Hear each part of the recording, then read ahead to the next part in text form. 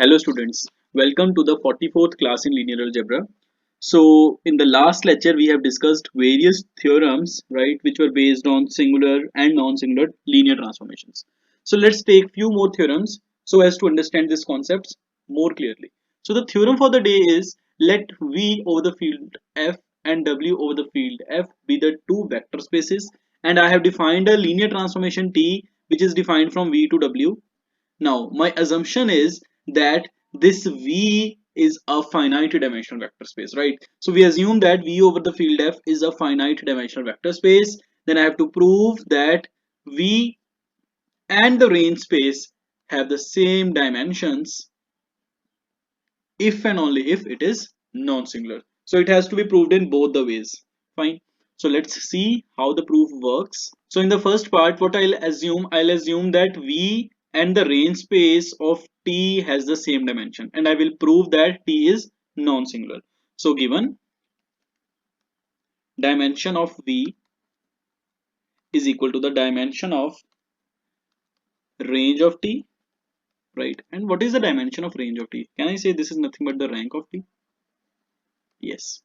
Fine. And we know by the rank nullity theorem, rank of T plus the nullity of T, right, is equal to the dimension of V. Fine.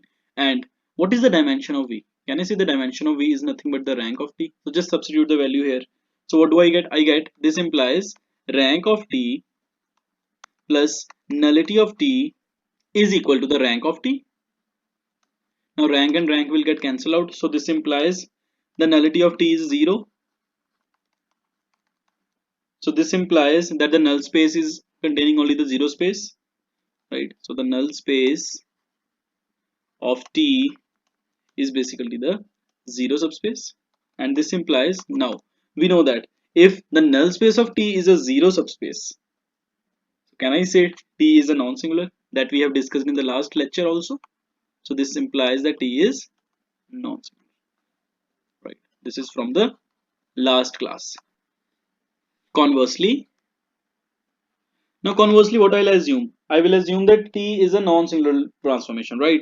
So given T, which is a linear transformation defined from V to W, is a non-singular, is non-singular,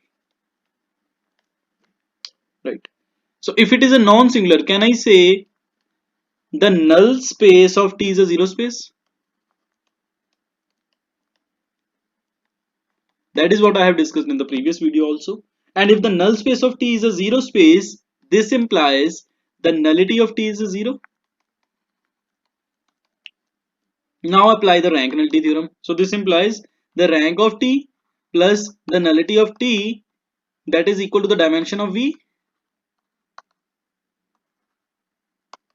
And what is the nullity? Nullity is 0. So from here, can I say the rank of T is equal to the dimension of V?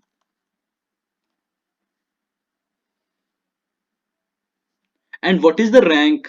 What is the definition of rank? That is the dimension of the range space of T. The dimension of the range of T comes out to be equal to the dimension of V. And that is what we have to prove. Hence proved.